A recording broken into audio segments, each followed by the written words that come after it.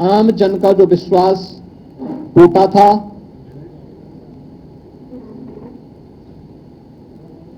जो विश्वास खंडित हुआ था, वैश्विक मंच पर भारत की छवि जो तार-तार हुई थी, पिछले 11 वर्षों के अंदर प्रधानमंत्री मोदी जी के नेतृत्व में भ्रष्टाचार से मुक्त, परिवारवाद से मुक्त,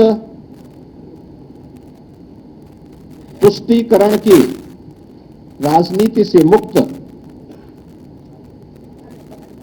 एक भारत श्रेष्ठ भारत की परिकल्पना को साकार करने वाली एक ऐसा नेतृत्व हमें मिला है, इस देश को मिला है, जिन्होंने पूरे भारत को विश्वास का प्रतीक बना करके भारत को विकसित भारत और आत्मनिर्भर भारत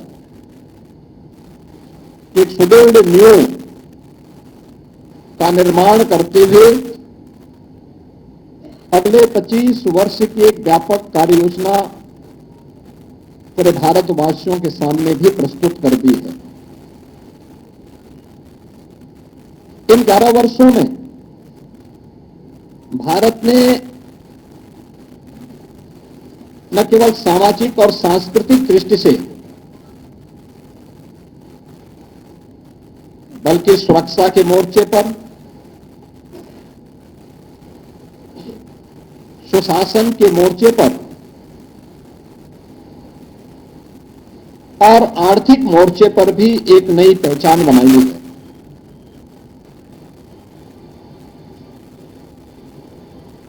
शासन की नीति स्पष्टता,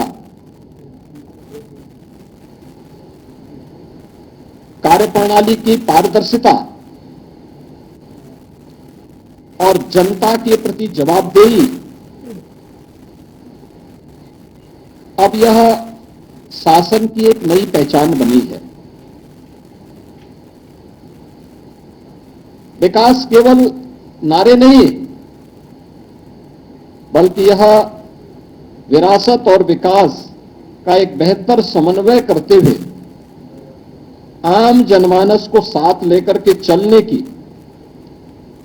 आज की एक नई प्रवृत्ति ने भारत को दुनिया के अंदर एक नई पहचान दिलाई है। अब चेहरा देख करके नहीं, बल्कि पात्रता के अनुरूप हर व्यक्ति को बिना भेदभाव के शासन की योजनाओं का लाभ मिलता है। सबका साथ, सबका विश्वास, सबका विकास, सबका विश्वास और सबका प्रयास, यह शासन की नीति का हिस्सा बना है। और शासन अब तुष्टीकरण के आधार पर नहीं, बल्कि प्रत्येक नागरिक की संतुष्टिकरण के आधार पर अपनी कार्य योजना को आगे बढ़ाएगा। पिछले 11 वर्षों के अंदर नए भारत ने यह दृश्य देखा है। भ्रष्टाचार के प्रति जीरो टॉलरेंस, डिजिटल इंडिया के माध्यम से मिनिमम गवर्नमेंट मैक्सिमम गवर्नेंस का एक मॉडल भी भारतवासियों को देखने को मिला है। राष्ट्रीय एकता और अखंडता के प्रति हमारी प्रतिबद्धता और सुरक्षा और आतंकवाद के मुद्दे पर जीरो टॉलरेंस भी भारत ने 140 करोड़ भारतवासियों ने देखा है। प्रधानमंत्री मोदी जी के नेतृत्व की सरकार के 11 वर्ष का कालखंड ऐसे समय में पूरा हो रहा है जब पूरी दुनिया ने भारत की सैन्य शक्ति की पाकिस्तान में टेस्टेड और दुनिया के द्वारा ट्रस्टेड उस ताकत को देखा है जो अभी ऑपरेशन सिंदूर के माध्यम से हम सबको देखने को मिला है। मित्रों, अब प्रवृत्ति नहीं जो 2014 के पहले होता था आतंकवाद के मुद्दे पर कि भारत तो केवल शांति का पक्षधर है, हर हाल में हमें शांति की रट लगाने की जो आदत 2014 के पहले पड़ गई थी, मोदी जी ने न्यू नॉर्मल के माध्यम से उस अवधारणा को पलट करके सज्जनों के साथ, मित्रों के साथ हम लोग शांति से, सौहार्द के साथ विकास की बात करेंगे, लेकिन कोई हम पर युद्ध थोपेगा, हमारी सुरक्षा में सेंध लगाएगा, भारत के अंदर आतंकवाद को प्रेरित और प्रोत्साहित करेगा, तो उसका जवाब सर्जिकल स्ट्राइक, एयर स्ट्राइक और ऑपरेशन सिंदूर ही होंगे। या भारत ने अपनी ताकत के माध्यम से, मेड इन इंडिया की ताकत के माध्यम से करके दिखाया है और दुनिया ने इस ताकत का एहसास अभी हाल ही में हुए इन कार्यक्रमों के माध्यम से देखा है। तो राष्ट्रीय एकता और अखंडता के मुद्दे पर भी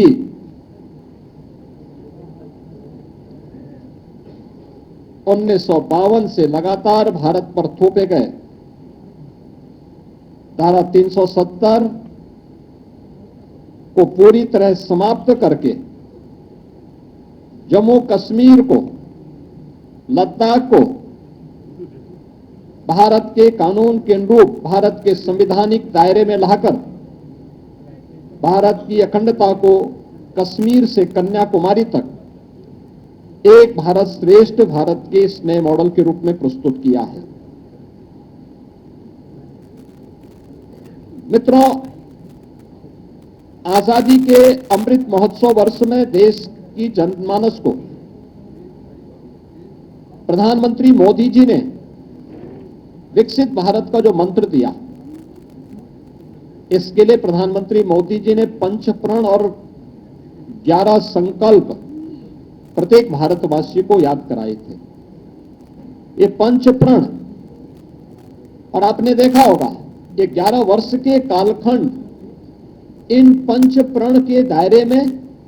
उन 11 संकल्पों को जीवन का हिस्सा मानते हुए ही आगे बढ़े हैं। ये 5 प्रण, विकसित भारत का संकल्प, गुलामी की मानसिकता से मुक्ति, अपनी विरासत पर गर्व, राष्ट्रीय एकता और एकजुटता और नागरिक कर्तव्य का पालन। 11 वर्ष के कालखंड को अगर आप देखेंगे तो सरकार ने विकसित भारत की जो आधारशिला रखी है वह इन्हीं 5 प्रण को ध्यान में रख करके ही रखी है, और इसी पर आधारित विकसित भारत का ये मॉडल जो आज भारत को अपनी विरासत के साथ भी जोड़ता है, दुनिया की एक आर्थिक महाशक्ति के रूप में भी स्थापित करता है और एक सामरिक शक्ति के रूप में भी भारत की ताकत का एहसास दुनिया को कराता है।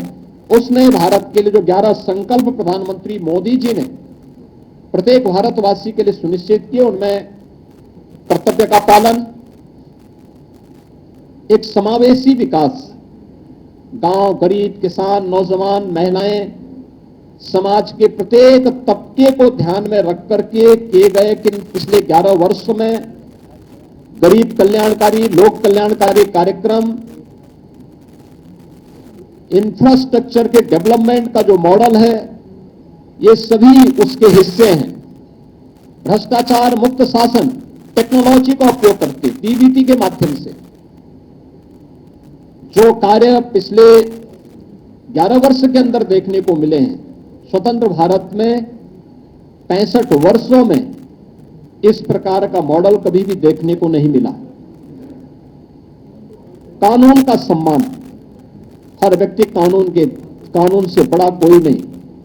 हमें कानून का सम्मान करना होगा, क्योंकि कानून हर भारतवासी को संरक्षण देता है। वंशवाद की राजनीति का अंत, ये परिवारवाद की राजनीति, ये जातिवाद को भी बढ़ावा देती है, देश के सामाजिक ताने बाने को छिन्न भिन्न करती है। इतिहास की उन गलतियों की पुनरावृत्ति नहीं होने देना है जिसके कारण देश गुलाम हुआ था। उस प्रकार की पुनरावृत्ति फिर न हो, इसके लिए आवश्यक है कि वंशवाद की राजनीति को समाप्त किया जाए। महिलाओं को नेतृत्व, नारी मातृ वंदना कार्यक्रम से लेकर के बेटी बचाओ बेटी पढ़ाओ से लेकर के नारी शक्ति वंदन अधिनियम तक किए गए अनेक कार्यक्रम, सैनिक स्कूलों में बेटियों की भर्ती हो, नेशनल डिफेंस एकेडमी में भी पहली बार महिला भी वहां पर भर्ती हो सकती है और वह भी सेना में उच्च सैन्य अधिकारी के पद पर जा सकती, कमीशन अफसर के रूप में जा सकती है। यह पहली बार हुआ है। संविधान का सम्मान, बाबा साहब भीमराव अंबेडकर के द्वारा बनाए गए संविधान का हर हाल में सम्मान होगा। और इसके लिए प्रधानमंत्री मोदी जी ने 26 नवंबर की तिथि को संविधान दिवस के रूप में पूरे देश के अंदर 2015 से इस तिथि को आयोजन करने की कार्रवाई ये पहली बार हुआ। आरक्षण की सुरक्षा, सामाजिक दृष्टि से जो भी पिछड़े हैं, दलित हैं, वंचित हैं, उनको इस संविधान प्रदत्त सुविधा का अधिकार मिलना ही चाहिए। हर हाल में यह अधिकार उनको मिले, इसके लिए उनकी सुरक्षा, राज्यों में बिना भेदभाव के विकास की प्रक्रिया को आगे बढ़ा करके उनके समग्र विकास को आगे बढ़ाने का कार्य हो, या सामाजिक न्याय को सुनिश्चित करना और एक भारत श्रेष्ठ भारत के निर्माण के लिए किए गए प्रयास, ये 11 संकल्प हैं जिसे ध्यान में रख करके पिछले 11 वर्ष के अंदर प्रधानमंत्री मोदी जी के नेतृत्व में हम सब ने एक नए भारत का दर्शन किया है। मित्रों, अर्थव्यवस्था के मुद्दे पर हम अगर चर्चा करते हैं, याद करिए 2014 के पहले का भारत अस्थिर अर्थव्यवस्था थी, लोगों को विश्वास नहीं था क्या होगा भारत में। 1947 से लेकर के 2014 तक भारत दुनिया की केवल 11वीं अर्थव्यवस्था बन गया था और वह अर्थव्यवस्था भी अस्थिर थी। पिछले 11 वर्ष में भारत दुनिया की चौथी बड़ी अर्थव्यवस्था बना है, यानी भारत के ऊपर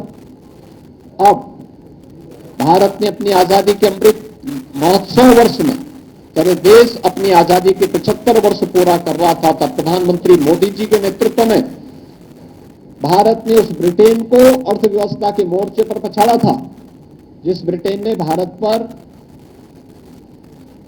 लगभग 200 वर्षों तक शासन किया था। और जब प्रधानमंत्री मोदी जी के प्रधानमंत्री के रूप में कार्यकाल के सफलतम 11 वर्ष पूरे हो रहे हैं, तब जापान की अर्थव्यवस्था को पछाड़ करके भारत दुनिया की चौथी बड़ी अर्थव्यवस्था हो रहा है। भारत की अर्थव्यवस्था दुनिया की अकेली अर्थव्यवस्था है जो एक दशक में दुगनी हुई है। भारत दुनिया का पहला देश है जिसने अपनी पर कैपिटा इनकम यानी प्रति व्यक्ति आय दोगुने से अधिक की है पिछले 10 वर्ष के अंदर। 2013-14 में भारत की प्रति व्यक्ति आय यह केवल 79,000 रुपये थी, 79,000 थी, और आज यह बढ़कर के लगभग 2.5 लाख हुई है। आप अनुमान कर दीजिए, इसके दायरे को अगर आप देखेंगे तो यह आपको चौंकाने वाले आंकड़े हम सबको प्रस्तुत करते हैं। भारत का निर्यात कई गुना बढ़ा है